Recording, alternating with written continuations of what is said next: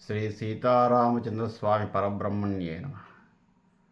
ఆపదామపహత్తారం ధాతారం సర్వసంపదాం లోకాభిరామం శ్రీరామం భూయో భూయో నమామ్య.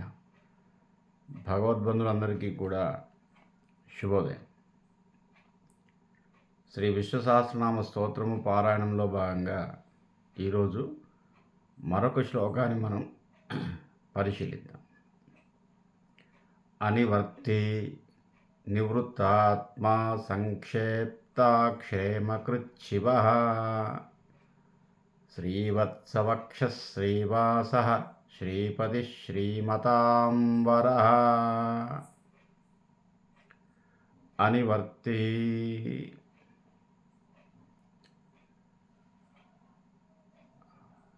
అనివర్తి అంటే నివృత్తిని కలిగించువాడు. దేని నుంచి అంటే జనన మరణాదుల నుంచి. అంటే ఒక చక్రం లాంటిది అన్నమాట ఇది. ఈ పుట్టుక చనిపోవడం అనేది ఒక చక్రం. పునరపి మరణం, పునరపి జననం, పునరపి జననే జఠరే శయనం. ఇది ఒక సైకిల్. పుడుతుంటాము, చనిపోతుంటాం, పుడుతుంటాం, చనిపోతుంటాం. కర్మ విముక్తి అయ్యేంత వరకు కూడా అనేక జన్మలు ఎత్తుతూ ఉంటామనేది ఒక ప్రామాణికం, శాస్త్ర ప్రామాణికం. ఆ విధంగా పుట్టుక నుంచి మరణం నుంచి విముక్తి చేయవాడు అనివృత్తి. మనం ఈ సంసార బంధం నుంచి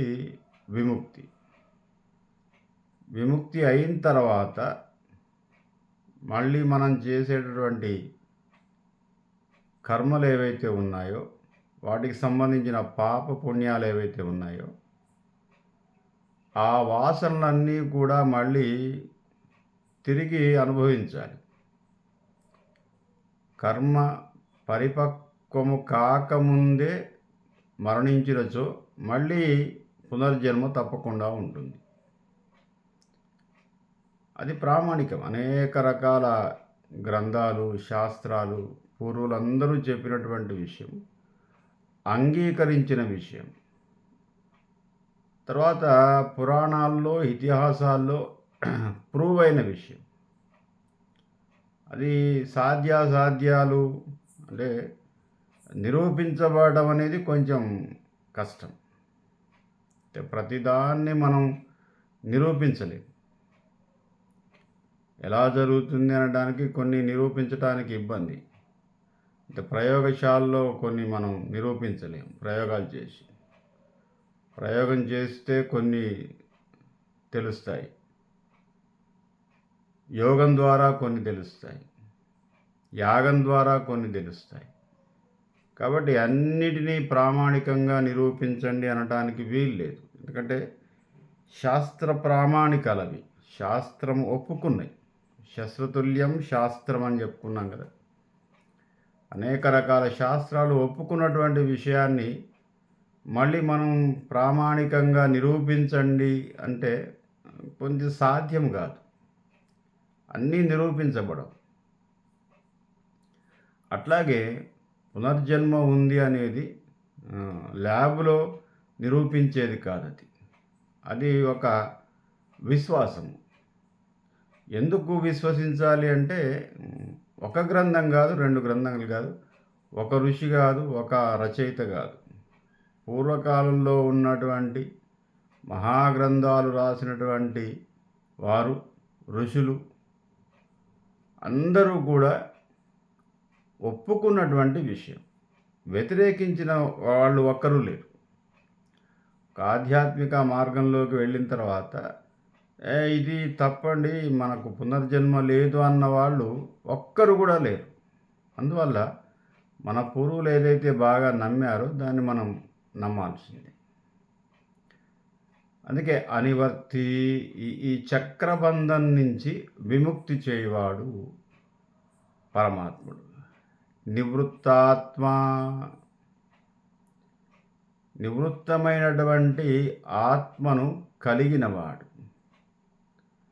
అంటే మానవులకి రెండు రకాల కర్మలు ఆచరిస్తూ ఉంటారు, ప్రవృత్తి కర్మలు, నివృత్తి కర్మలు. నివృత్తాత్మ, ఆత్మ నివృత్తి చెందాలి, దానికోసం చేసే కర్మలు ఉన్నాయి కొన్ని. మనం ఏమిటంటే అవి అర్చన, జపం, తపం, ధ్యానం, యజ్ఞం, ఇవన్నీ కూడా ఆత్మ నివృత్తి కోసం చేసేటటువంటి కర్మలు. ప్రవృత్తి కర్మలు ఏమిటంటే ఏదో ఒక పనిని ఆశించి చేసేటటువంటి, అంటే ఏదో ఒక కోరిక తీరడానికి చేసేవి ప్రవృత్తి కర్మలు. నివృత్తి కర్మలు అంటే కేవలం భగవంతుని దర్శించాలని, ఈ జన్మ విముక్తి కావాలని, మోక్షం పొందాలని, ప్రశాంతంగా జీవించటానికి కావలసినటువంటి మార్గాన్ని అన్వేషణలో చేసేటటువంటి కర్మలన్నీ కూడా నివృత్తి కర్మలు. ప్రవృత్తి కర్మలు అంటే ఏదో కోరికతో చేస్తాం. ఇక్కడ జపం చేస్తాడు, ఇక్కడ కూడా పూజ చేస్తాడు, కానీ కోరిక ఉంటుంది. ఆ పూజ వెనకాల ఒక కోరిక, ఆ జపం వెనకాల ఒక కోరిక, ఆ ధ్యానం వెనకాల ఒక కోరిక, ఆ యజ్ఞం వెనకాల ఒక కోరిక. నిష్కామంగా, కోరిక లేకుండా కేవలం భగవద్ దర్శనం కోసం చేసేటటువంటి ప్రక్రియ నివృత్తాత్మ. ఆత్మ నివృత్తి కోసం చేసేటటువంటి అన్నీ కూడా నివృత్తాత్మ అంటారు. అవే ఇవి మళ్ళీ జపం, తపం, ధ్యానం, యజ్ఞం. ఆ విధంగా మన ఆత్మ నివృత్తి కలగాలి. శరీరం నివృత్తి ఒక్కొక్క జన్మలో అయిపోతుంది, కానీ ఈ ఆత్మ ఏం చేస్తుందంటే మళ్ళీ మరొక శరీరంలోకి వెళుతుంది. అట్లా వెళ్ళకుండా ఆత్మ పూర్తిగా కూడా మోక్షాన్ని పొందాలి, ముముక్షత్వాన్ని పొందాలి అంటే చేసేటటువంటి కర్మలు నివృత్తి కర్మలు. అవి తప్పకుండా ఆచరించాల్సిందే. ప్రవృత్తి కర్మలు కూడా ఇవే ఆచరించాలి, కానీ దాని వెనక మానవులకి ఒక కోరిక ఉంటుంది, లౌకికపరమైనటువంటి కోరిక ఉంటుంది. లౌకిక కోరికని ఆశించేటటువంటి ఈ ప్రక్రియలు ఏవైతే ఉన్నాయో అవి కూడా నెరవేరుతాయి, కానీ మనం ఆశించడానికి వీల్లేదు. ఎట్లాగో లౌకిక కోరికలు కొన్ని తీరుతాయి మన కర్మ సంబంధాన్ని అనుసరించి, కానీ మనం అల్టిమేట్గా ఏం కోరుకోవాలంటే ఆత్మ నివృత్తి. ఆత్మకు మోక్షం కలగాలి, మళ్ళీ జన్మంటూ రాకూడదు అనేదే కోరుకోవాలి. అందుకే నివృత్తాత్మ, సంక్షేప్త అంటే సంక్షిప్తము చేయువాడు, మోక్ష మార్గాన్ని జపతపాదుల వల్ల మోక్ష మార్గాన్ని కుచించి వేస్తాడు. అంటే ఆ మోక్షము కలగడానికి కావలసిన మార్గాన్ని సులభం చేస్తాడు, సంక్షేపం చేస్తాడు. క్షేమకృత్ శివ. శివ అంటే శుభమును ఇచ్చువాడు. క్షేమకృత్, మానవుల క్షేమం కోసం ఎల్లప్పుడూ శుభాల్ని ఇచ్చువాడు పరమాత్మ. ఇంకా విశేషం ఏమిటంటే వేదంలో శ్రీమన్నారాయణ యొక్క రూపం, అంటే ఏదో 1000 చేతులు, 1000 కళ్ళు, సహస్రాక్ష, సహస్రపాత్ అని చెప్తాం కదా. ఈ శరీరానికి ఒక ఆత్మ ఉంటుంది. శరీరం ఉంది అంటే ఆత్మ ఉండాల్సిందేగా. శ్రీమన్నారాయణ యొక్క శరీరాన్ని వర్ణించారు, వేదం వర్ణించింది. సహస్ర శీర్ష పురుష, సహస్రాక్ష, సహస్రపాత్. మరి ఇలా వర్ణించినప్పుడు ఈ శరీరానికి ఒక ఆత్మ ఉంటుంది. ఈ ఆత్మ పేరు శివ. శ్రీమన్నారాయణ యొక్క ఆత్మ పేరు శివ.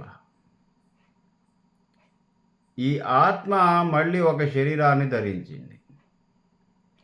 అది దాని పేరు పరమశివుడు. దానికి ఒక ఆత్మ ఉంటుంది. అంటే శివుణ్ణి వర్ణించేటప్పుడు కూడా శివవర్ణన మనం చూస్తాం శివపురాణంలో.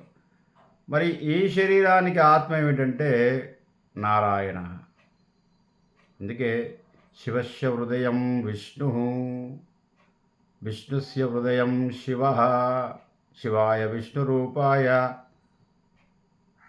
శివుడే విష్ణువు, విష్ణువే శివుడు. కాబట్టి అభేదము లేదు. వాస్తవంగా వేదము చెప్పింది ఏమిటంటే శ్రీమన్నారాయణ యొక్క శరీరంలో ఒక ఆత్మ ఉంటుంది, ఒక ప్రాణం ఉంటుంది. ఆ ప్రాణం పేరు పరమశివుడు.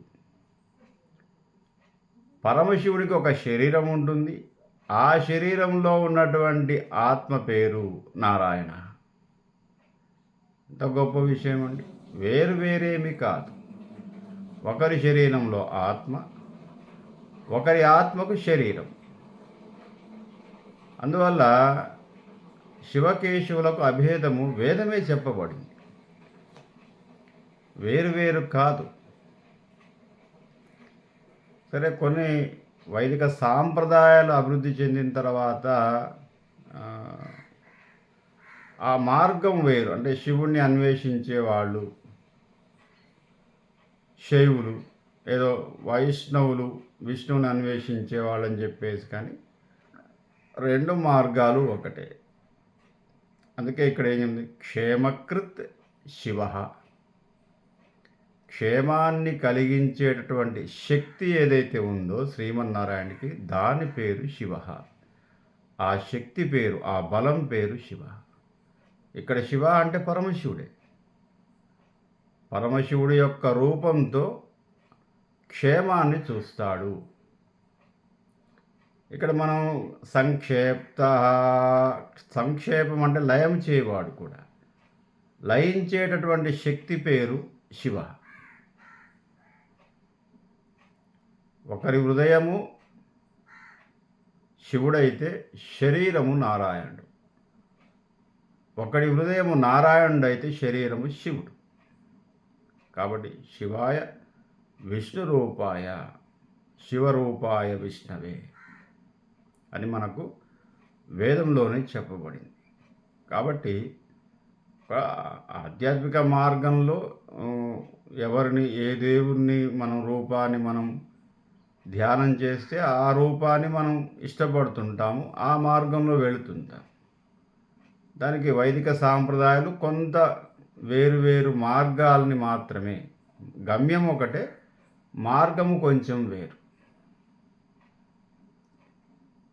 ఆగమశాస్త్రము కొంచెం వేరుగా కొన్ని మంత్రాలు చెప్పబడింది తప్ప శివుడు విష్ణువు వేరు కాదు. ఒకరి ఆత్మ శరీరం, ఒకరి శరీరం ఒకరి ఆత్మ. క్షేమకృత్ శివ. ప్రపంచంలో ఉన్నటువంటి జీవులన్నిటికీ క్షేమం కలిగించే శక్తి కలిగిన వాడు, ఆ శక్తి పేరు శివ. శ్రీవత్సవక్ష, శ్రీవాస, శ్రీపతి, శ్రీమతాంవర, ఈ నాలుగు కూడా సమానార్థకాలు. అంటే శ్రీవత్స శ్రీని ధరించినవాడు, శ్రీపతి శ్రీకి పతి అయినటువంటి వాడు, లక్ష్మీదేవికి పతి అయినటువంటి వాడు, శ్రీవాస లక్ష్మీదేవిని నివాసంగా కలిగినవాడు, శ్రీమతాంవర ఎల్లప్పుడూ కూడా లక్ష్మీదేవితో కూడినటువంటి యశస్సును సకల ప్రాణులకు అందించువాడు. స్వస్తి ప్రజాభ్య.